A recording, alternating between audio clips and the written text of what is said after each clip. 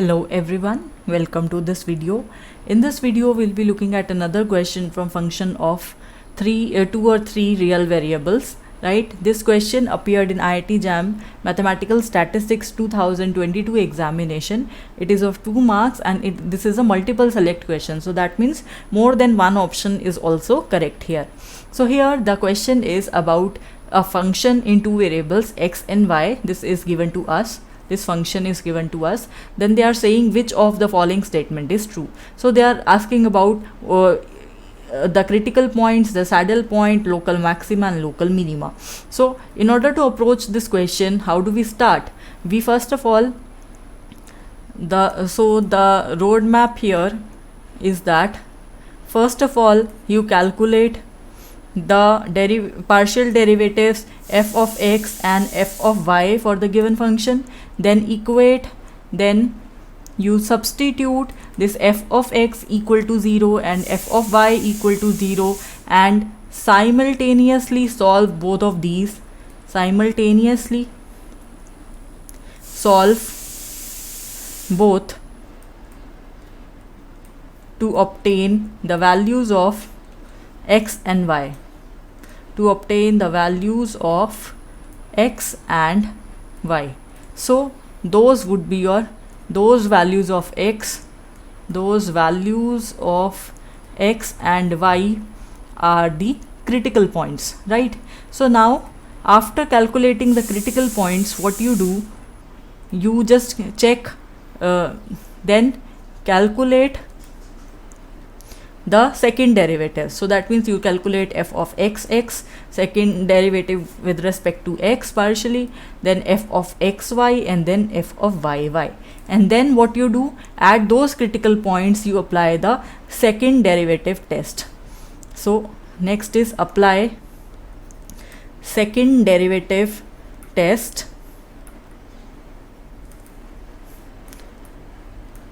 to check for local minimum or local maximum. So this is the road path. And what is the second derivative test? So this second derivative test, it suggests that we have to check few conditions. So in the first case, if your this second derivative with respect to x is positive, and in addition to this, the condition that f of xs, f of yy minus f of xy, that is also positive. So in this case you have a local minima with you, right? Then in the second case, if you have f of xx negative and the condition f of xx, f of yy minus f of xy as positive, so in this case you would have local maxima with you, right? In the third case, if you have f of xx, f of yy minus f of xy simply equal to 0, in this case the test is inconclusive, right? And in the fourth case, when you have f of xx, f of yy minus f of xy as negative, in that case you have a saddle point. So this is the test. Now we move back and solve our question here. So here we are given the function. So let me write down the function. So we are given f of x comma y, that is equal to, so this f of x comma y, that is given to be 8 x square minus y square minus x to the power 4 plus y to the power 4. So firstly we'll calculate its derivative partially with respect to x. So it would be the derivative of 8x square, it would be 16x, right? Why? Because this is the term containing x. Next, the term containing, this is the term containing y, so its partial derivative with respect to x would be 0, right? So the next term is minus x to the power 4, its derivative is minus 4x cube, and the derivative for this y to the power 4, that is again 0. So this is f of x, and what is f of y? It is equal to minus 16y, right, plus 4y cube.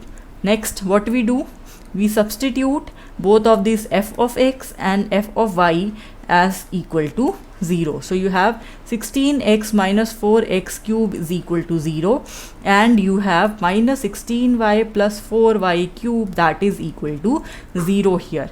So what you do, you just take x as common, so you have 16, and in fact you can take 4 also common, so minus 4 common, right? So you have here the value, so this value would become, it would be x square, and this value would become minus 4. This is equal to 0. So this would give you either x is equal to 0 or x square minus 4 is equal to 0. In this case we cannot leave out any quantity because we want all the possible points here, right? So here gives this gives x is equal to plus minus 2, right? So these 3 points we obtain from here, right? And next, in order to calculate the terms for y, we have, again we can take minus 4y as common. So what we are left with, in fact in this case we can take plus, so we are left with y square minus of 4, right? This is equal to 0. So this gives either y is equal to 0 or y is equal to plus minus 2. So again we have the three values for y. So we can list down all of the critical points. Thus the critical points are, they are basically all the combinations of these three values of x and y. So you have, for the first value of x is 0, the value of y could be 0, it could be 2, it could be minus 2, right? Again for the second value of y, that is plus 2, you could have y as 0, you could have y as plus 2, you could have y as minus 2. Again for the third value of x, that is minus 2, you could have the value of y as 0, you could have the value of y as 2, you could have the value of y as minus 2, right? So you have in total how many critical points? Thus the function, thus f of x y has in total 9 critical points, right? So let's see at our options. The option here, they tell you that f has 9 critical points, so this option is the correct option, right? Now we have to check what about the point 2, 2, what about the point minus 2, 0, and what about the point 0, minus 2. So let's see about these 3 points. First of all, let's see about the point 2, 2. Before moving here, so here it tells us that option A is the correct option, right? So before moving ahead, let us first calculate what is your f of x. So you had the function's value f of x as 16x minus 4x cube. So its derivative with respect to x would be 16 minus 12x square. 16 minus 12x square. Similarly, what is the value of fyy? You had the function f of y as minus 16y plus 4y cube. So its derivative with respect to y, it is minus 16 plus 12y square, right? So it is minus 16 plus 12y square. And what is the value of f of xy? So here you see, when you differentiate this function f of x partially with respect to y, because there is no term containing y, so you have the derivative here as equal to 0, right? Now you have these 3 cases. Now we wanted to check for the option B, we wanted to check at the point 2, 2 what is the result. So here at 2, 2, your f of x would become 16 minus 12 into the value of x is 2, so 2 square. So when you compute this, what do you have here?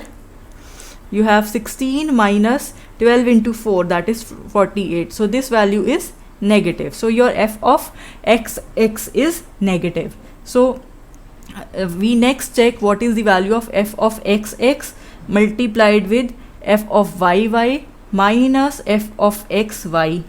What is this value, right?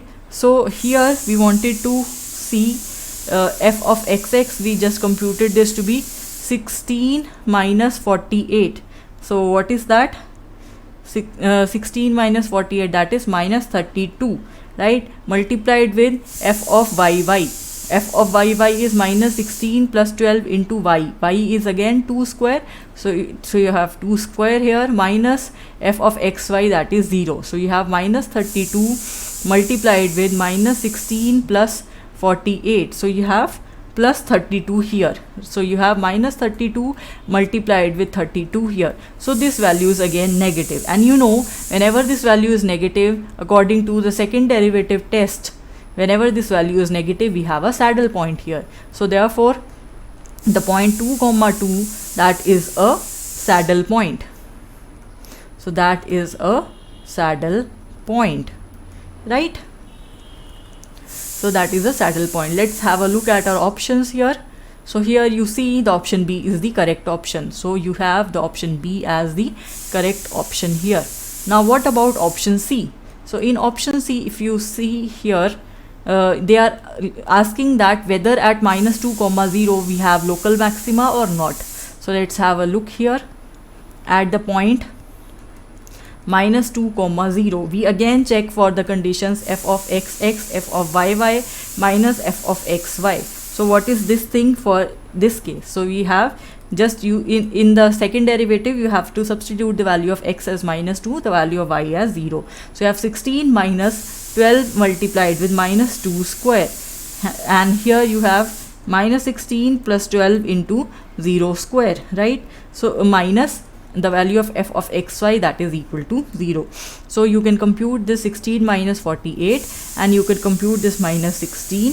This is equal to minus 32 multiplied with minus 16. No need to solve this. You can clearly see this is a positive quantity.